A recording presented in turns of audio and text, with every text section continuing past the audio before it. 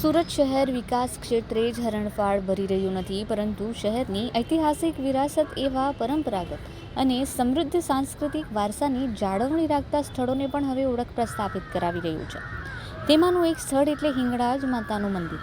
આ મંદિર નવસારી બજાર રોડ ખાતે આવેલું છે અને અનેક ભક્તોની આસ્થાનું કેન્દ્ર છે. આ મંદિર તેના શાંત વાતાવરણ અને પૌરાણિક કાષ્ઠ કલા તેમજ માતાજી સ્વયંભૂ પ્રગટ થયા હોવાના ઇતિહાસને લઈને લોકોમાં જાણીતું છે. સુરત શહેરના ઐતિહાસિક ગોપી તળાવ સામે આવેલું હિંગળાજ માતાજીનું મંદિર આશરે 250 વર્ષ જૂનું માનવામાં આવે છે. અહીં શહેરના મહત્વપૂર્ણ ધાર્મિક સ્થળોમાંનું તેનું વિશેષ સ્થાન છે. લોકમાન્યતા મુજબ અહીં માતાજી સ્વયં પ્રકટ થયા હતા, જેમના કારણે જ આ સ્થાન ભક્તોમાં વિશેષ શ્રદ્ધાનું કેન્દ્ર બની ગયું છે. હિંગળાજ માતાજીનું મુખ્ય શક્તિપીઠ આજના પાકિસ્તાનમાં આવેલું હોવા છતાં વિવિધ કારણોસર લોકો ત્યાં જઈ શકતા ન હોય એવા ભક્તો સુરતના આ મંદિરે આવીને દર્શન કરી આધ્યાત્મિક શાંતિ મેળવે છે.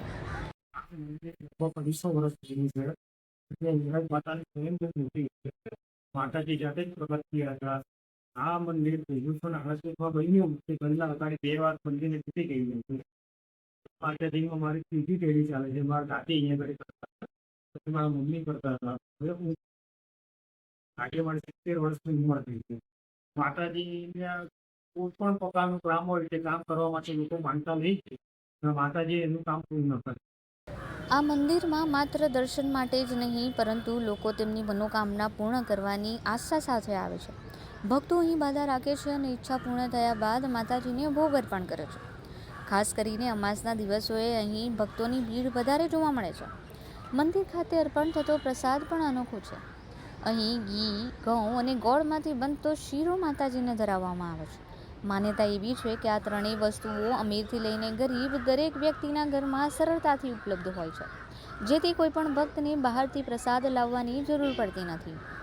ઇતિહાસ મુજબ આ મંદિર 3 વખત તૂટ્યું છે, પરંતુ ભક્તોની આસ્થા અને પ્રયત્નોથી તેનો પુનર્નિર્માણ થતો રહ્યો છે. હાલનું મંદિર પણ વર્ષ 1938માં નિર્માણ પામ્યું હોવાનું કહેવાય છે, એટલે કે એ આઝાદી પહેલાં બન્યું હતું. જો કે તેને 9 દાયકાનો સમય પણ વીતી ચૂક્યો છે. અહીં હિંગળાજ માતાજીની સાથે નવદુર્ગા, મહાલક્ષ્મી માતા, મહાદેવજી, ગણેશજી, હનુમાનજી અને બળિયા બાપજીની પ્રતિમા સ્થાપના કરવામાં આવી છે.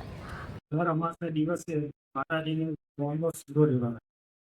ગોળ, ચંદોલો અને ઘી એ ઘરમાંથી જ મળી રહે છે. તેમાંથી શીરો ધરાવે છે. માતાજી આપણા પ્રસન્ન થાય છે અને લોકોની માનતાઓ પૂરી થાય છે. સૌથી પહેલું સ્થાન હિંગળાજ માતાનું છે. સ્થાન પાકિસ્તાનમાં છે, જે ત્યાં નહીં જવાય એટલે અહીંયા આવીને